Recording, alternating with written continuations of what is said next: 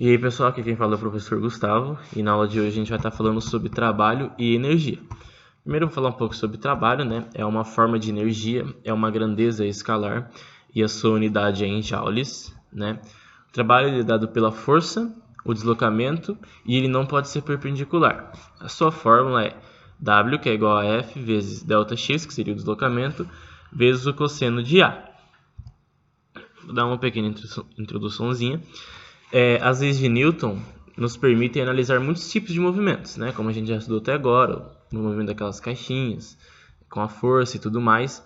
Mas essa análise muitas vezes é complicada e exige mais detalhes que simplesmente nós não conhecemos. Aqui eu tenho um exemplo da montanha-russa, onde a gente pode ter vários tipos de energia, que eu também já vou explicar mais para frente, mas a gente tem energia mecânica, dentre ela temos a energia cinética e a energia gravitacional. E há muito tempo percebeu-se que existe uma outra técnica mais poderosa para a análise dos movimentos, que é a técnica que envolve a energia.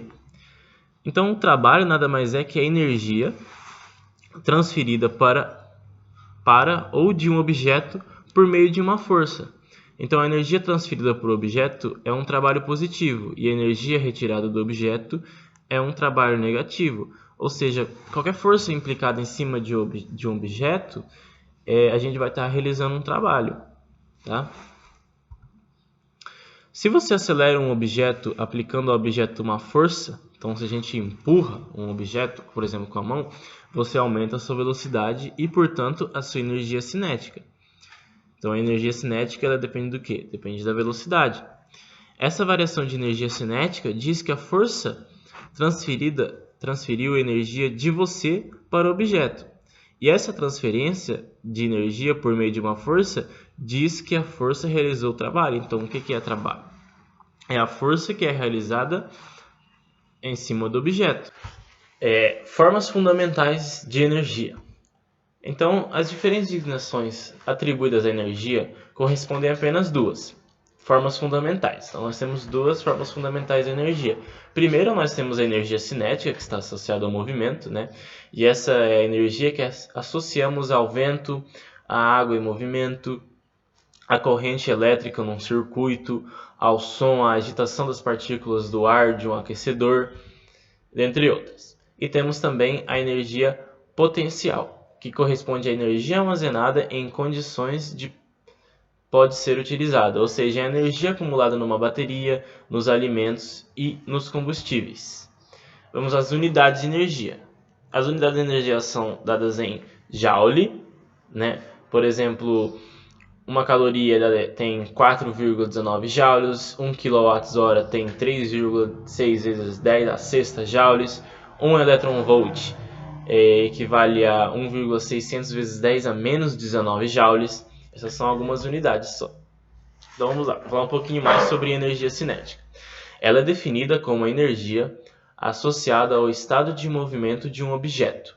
Então, quanto mais rápido um objeto estiver se movendo, maior será sua energia cinética. A forma é dada por EC de energia cinética, que é igual a meio, né, 1 sobre 2, de mv quadrado. Ainda falando um pouco sobre energia cinética.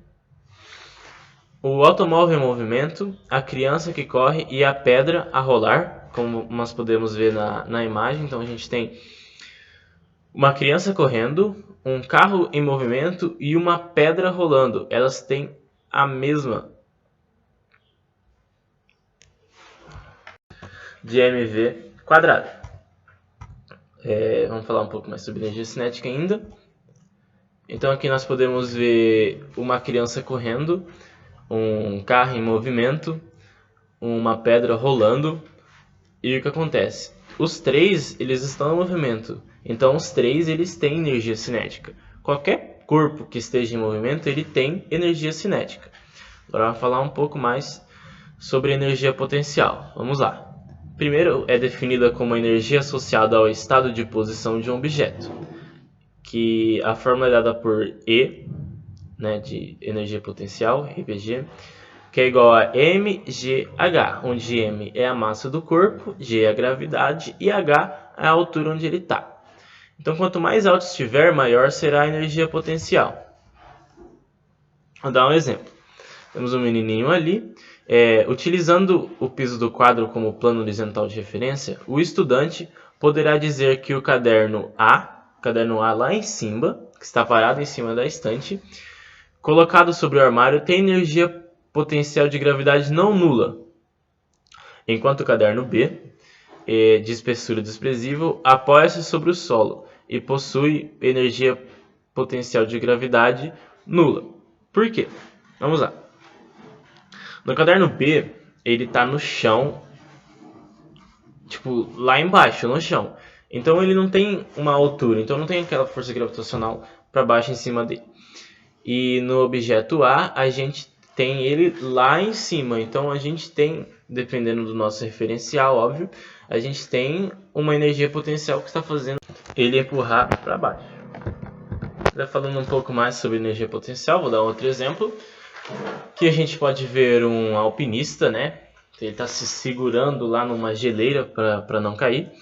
E ele tem uma energia armazenada pelo fato dele estar sendo atraído pela Terra. Então a Terra está atraindo ele para baixo. Essa energia que não está se manifestando, mas que pode se manifestar se ele cair, designa-se por energia potencial gravítica. Ou seja, se ele chegar a cair ali, vai ter uma energia potencial sobre ele. Tá?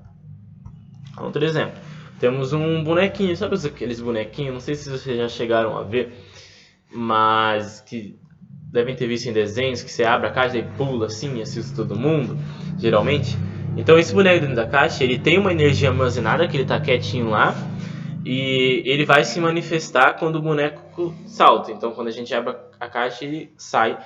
E essa energia é energia potencial também, só que energia potencial elástica, porque tem um elásticozinho ali, né, uma mola que fica pressionadinha e quando abre ela estica toda e dissipa essa energia.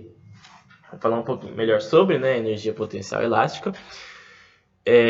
Como podemos ver ali na figura, primeiro nós temos a mola no seu estado natural, ali na parte de cima, onde ela está normal, assim, não tem nada implicando sobre ela. Aí, quando a gente pega para puxar e esticar, o que acontece? A gente está esticando essa mola, a gente está abrindo ela. E quando a gente soltar, a energia potencial elástica vai fazer com que ela volte ao seu estado normal. Outro exemplo é num arco flexionado, onde há energia potencial elástica de deformação, né? No ato do disparo, essa energia ela é transferida para a flecha, que assimila a uma forma de energia cinética. Então, energia mecânica é o quê? Nada mais é do que a junção da energia cinética e a energia potencial. Mas a energia cinética depende do quê? Se duas pedras com a mesma massa forem atiradas contra uma parede, então vocês pegam duas pedras e atiram contra a parede, com velocidades diferentes, qual provocará mais dano? Então, qual que vai ter maior impacto na parede? As duas têm a mesma massa, mas elas foram atiradas com velocidades diferentes. A pedra que provoca maior estrago, né, como vocês podem ver na imagem, é a que possui maior velocidade, porque a sua energia cinética é maior. E se as pedras forem de massa diferente? A pedra que vai provocar maior estrago é a que possui maior massa, é a que tem uma energia cinética maior. Isso se a gente atirar elas com a mesma velocidade. Agora eu vou dar um exemplozinho sobre energia potencial. Ela depende do quê? Se deixarmos cair uma pedra, em qual dos três níveis vai causar maior estrago? Então a gente tem ali na imagem 3 níveis.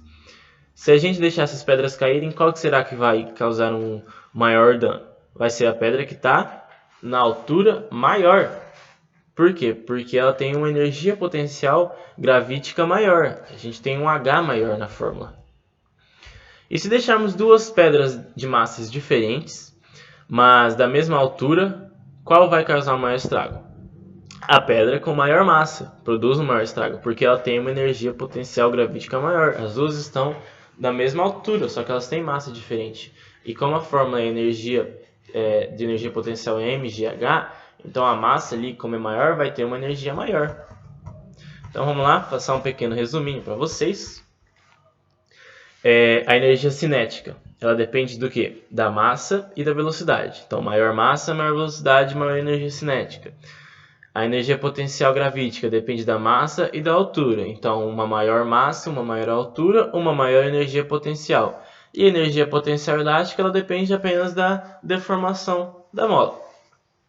Tudo isso, né, todas as energias, elas realizam um trabalho. As duas juntas formam a energia mecânica, né, que é a energia do corpo. E basicamente é isso a aula de hoje. Obrigado pela atenção e até a próxima.